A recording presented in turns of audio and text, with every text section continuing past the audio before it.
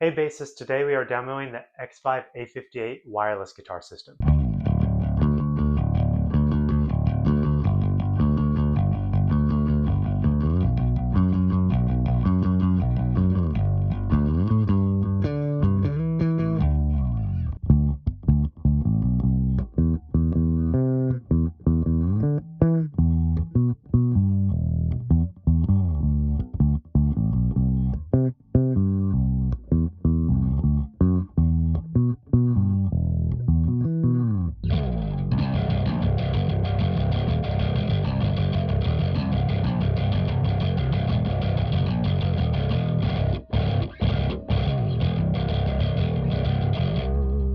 To start off, I do want to state that I partnered with XVive for this review.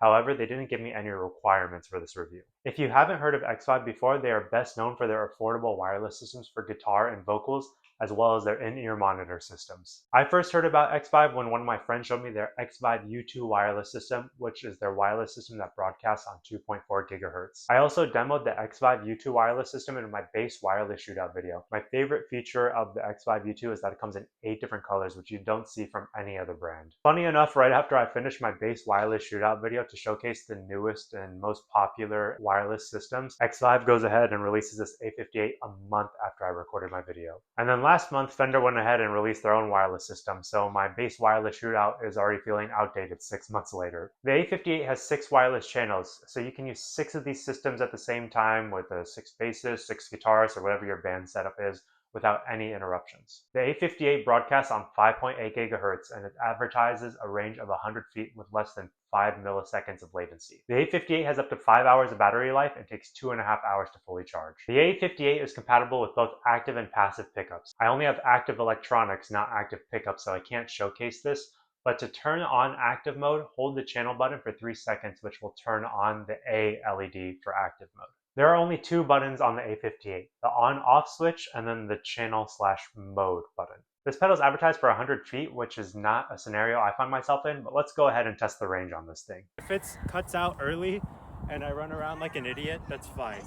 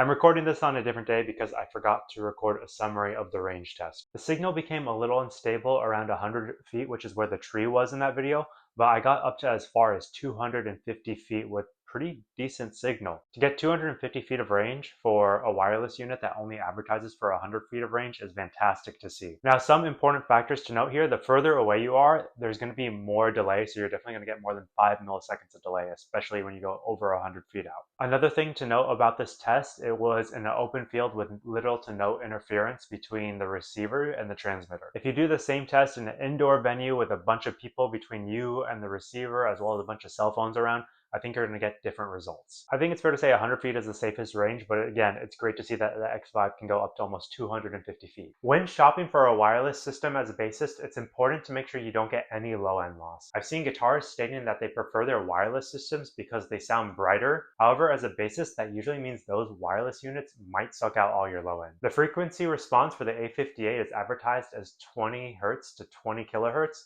but let's do a cable tone test to verify.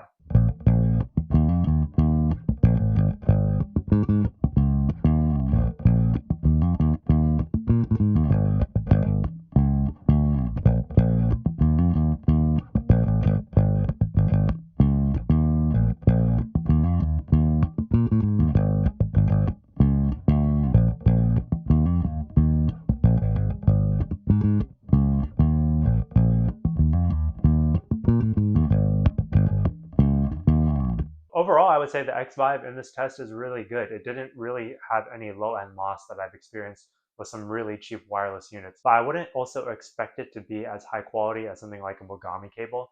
If you want that kind of quality, you would probably need to spend a lot more on a wireless unit. I brought this wireless unit to a show and multiple rehearsals, and I can say I've been enjoying it. Let's go into the pros and cons. The first pro is the design. Overall, I like that the XVive is compact and works well with both front jack and bottom jack instruments, which is not something you usually find with most wireless units. Most wireless units either work well for one or the other, not both. Also, I like the detail of the transmitter tip as black and the receiver tip gray, although I think they could have used black and white to make it easier to differentiate the two. The second pro are the wireless capabilities. 6 channels is great to ensure there's no interference, plus it has 100 feet of range. I've had wireless units that advertise up to 10 plus channels as once. However, they don't let you manually select the channel. They automatically select the best frequency. However, I found those to be unreliable, especially when you use 2 different brands that auto-select the best frequency. They actually end up conflicting with each other. This is why I prefer manual channel selects like the XVive, because you can really control what signal you're broadcasting on. The third pro for this wireless is the tone. I really didn't see much difference in the tone using this versus a cable, and that's really all you can ask for as a bassist. Now for the cons. The first con is the charging. Again, I've used multiple wireless units, and I have to say XVive's design for charging is not the greatest. The dual USB-C cable feels low quality compared to other units. The better designs I've seen are charging directly into the case or ones that give you a charging station. With a charging station or a charging case, if you don't have access to power and your wireless unit is low on battery, you can go ahead and just charge it directly into the station or the case, and then you don't have to worry about finding a USB-C port. And I think that's something that XVive kind of missed with this charging. The second con I would say is the lack of colors or selections for the XVive. That's only because the U2 came in 8 colors, and I felt like that was a very strong selling point for the U2. The A58 just came out, so I'll give them the benefit of the doubt,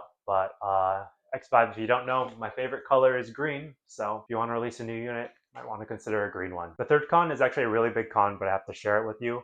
I played a show with this wireless unit, and the wireless system actually fell out of my bass. I think that's a fear that all cable players have once they go to wireless for the first time, is just your wireless unit failing on you, and I unfortunately had that happen with me. So I actually have the footage here. You can see my wireless unit fell out while I was jumping on stage, which sucks, and thank God for my guitarist Richard, who found it on the floor for me because I was panicking. But that's just something to keep in mind if you're playing wireless and you kind of go hard on stage, that these things might fall out. Overall, I still really like this unit, and I'm going to continue to use it at rehearsals and other shows. But I do always recommend to keep 2 wireless units, just because sometimes you don't know if they're going to be reliable at certain venues. Some people recommend having like a 5 Hz and then a 2 Hz wireless unit just to see. But right now I'm carrying around 2 5 Hz wireless systems with me, the XVive and the Legato. Thanks again for watching this review, and a huge shout out again to XVive for sending me this unit.